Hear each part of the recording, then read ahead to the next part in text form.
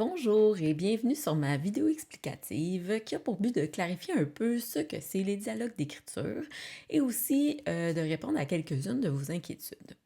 Donc, les dialogues d'écriture, comme vous pouvez le lire, ce sont des rencontres conviviales pour tenter de répondre ensemble aux grandes questions sur l'écriture. Mais encore. En fait, les dialogues d'écriture, c'est l'enfant illégitime de ma passion pour l'écriture et de mes études en philosophie pour enfants. Mais si tout le monde sait c'est quoi l'écriture, c'est pas nécessairement le cas pour la philo pour enfants, donc je vais vous en parler un petit peu.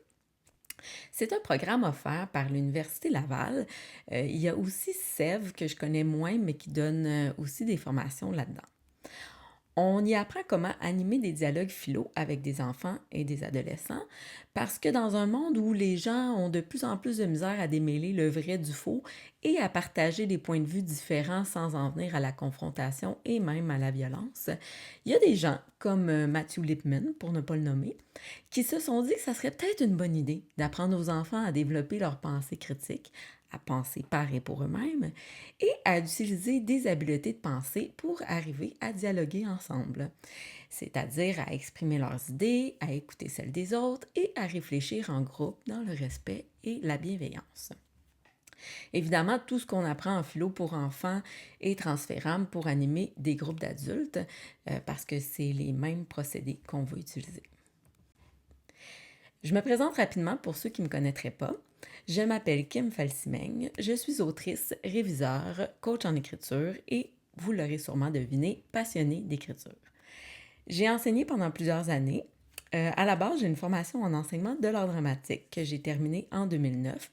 J'ai aussi étudié en théâtre au cégep, mais j'ai finalement surtout enseigné le français et en adaptation scolaire. J'ai obtenu mon diplôme en philo pour les enfants en 2021, ce qui m'a permis de mettre en pratique mes apprentissages pendant ma formation et une ou deux années ensuite dans les écoles où je travaillais. Parce qu'après ça, j'ai quitté complètement l'enseignement pour me partir à mon compte. Donc aujourd'hui, en plus de ce que je vous ai dit au début, j'accompagne des gens qui veulent écrire un livre à réaliser leur projet et je donne aussi des ateliers d'écriture.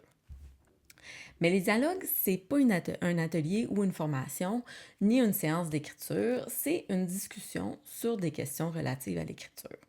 Fait que oui, vous allez probablement apprendre des habiletés de pensée par la bande, mais moi, mon rôle, c'est pas de vous enseigner quoi que ce soit, c'est plus d'animer la discussion, de vous accompagner, de pousser vos réflexions.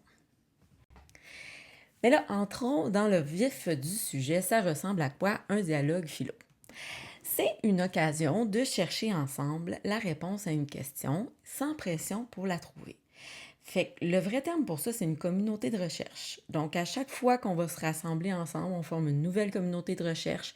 Puis, le but, c'est de chercher ensemble, de s'aider pour pousser notre réflexion sur un sujet donné. C'est pas un débat où on doit défendre une position pour ou contre. On cherche pas à savoir qui a tort ou raison. En fait, changer d'avis est fortement encouragé dans les dialogues philo. C'est une forme libre aussi, qui peut partir un peu dans tous les sens. Pas comme un débat, justement, où est-ce que là, il y a vraiment un sujet dont on déroge pas. Là, la question, elle peut poser d'autres questions, elle peut être répondue en 5 minutes. On peut s'égarer, revenir ou pas. Puis c'est correct. Mais c'est surtout un type d'échange qui prône l'écoute, la co-création et l'ouverture. Maintenant, je vous ai préparé une petite section qui s'appelle Calmos Amigos pour tenter de calmer quelques-unes de vos inquiétudes. Première peur qui revient souvent. Mais moi, je connais rien en philo, même que j'haïssais ça au cégep ou j'ai même pas fait mon cégep. Réponse zen. En pratique du dialogue philosophique, il ne sera jamais question de savoir, d'apprendre par cœur, de retenir, de citer ce qu'ont dit Socrate et Platon ou les grands penseurs de ce monde, mais plutôt de former et d'articuler nous-mêmes notre propre pensée avec l'aide de la communauté de recherche. Donc, c'est correct aussi si vous avez un bagage en philo, vous pouvez apporter ça. Mais moi, je crois que tout le monde, peu importe son bagage, a une vision unique à apporter à la communauté. Deuxième peur, j'ai pas l'habitude d'exprimer mes opinions. Ça, c'est parfait et pour deux raisons. Dans les dialogues, vous allez apprendre à utiliser des habiletés de pensée justement pour vous aider à mieux formuler vos idées. Fait que si c'est un défi pour vous, ben ça peut vous aider. Sinon, à l'inverse, si ça ne vous tente pas d'exprimer vos opinions, ben c'est correct parce qu'on prône l'écoute et la réflexion plutôt que la parole forcée. Fait que si on n'a rien à partager, on peut tout à fait se contenter d'écouter. Ensuite, je n'aime pas la confrontation. Ça tombe bien parce qu'au sein des dialogues, on préfère l'échange posé et la remise en question à l'adoption d'une position rigide à défendre. On peut confronter nos idées, mais il n'y aura pas de confrontation émotive. Si on sent que ça devient émotif, on va se ramener pour rester dans l'écoute et l'ouverture. Donc, pas de pour ou contre, pas de débat, pas de chicane, juste du gros love. Je sais pas à quoi m'attendre. Celle-là, je l'entends beaucoup. Puis c'est normal, la peur de l'inconnu, c'est une des peurs les plus répandues. Donc, c'est tout à fait normal de vouloir savoir dans quoi on s'embarque. Et c'est pourquoi, lors de votre inscription, vous allez pouvoir choisir entre participer au dialogue ou simplement observer le dialogue. Fait que l'observation, si c'est ce que vous choisissez, vous allez pouvoir avoir votre caméra fermée, juste écouter, voir à quoi un dialogue ressemble pour savoir si ça vous tente de vous inscrire une prochaine fois. Je ne suis pas écrivain, je suis pas écrivaine. Ça, c'est vraiment pas grave. On fait aucune discrimination. Si l'écriture vous intéresse, que vous ayez écrit une ligne dans votre vie ou 400 livres, si le sujet de la rencontre vous intéresse, vous êtes les bienvenus. J'espère que j'ai répondu à toutes vos inquiétudes. Donc maintenant pour l'inscription. L'inscription à chaque séance est obligatoire. C'est pour me donner une idée du nombre de participants, participantes et d'observateurs, observatrices.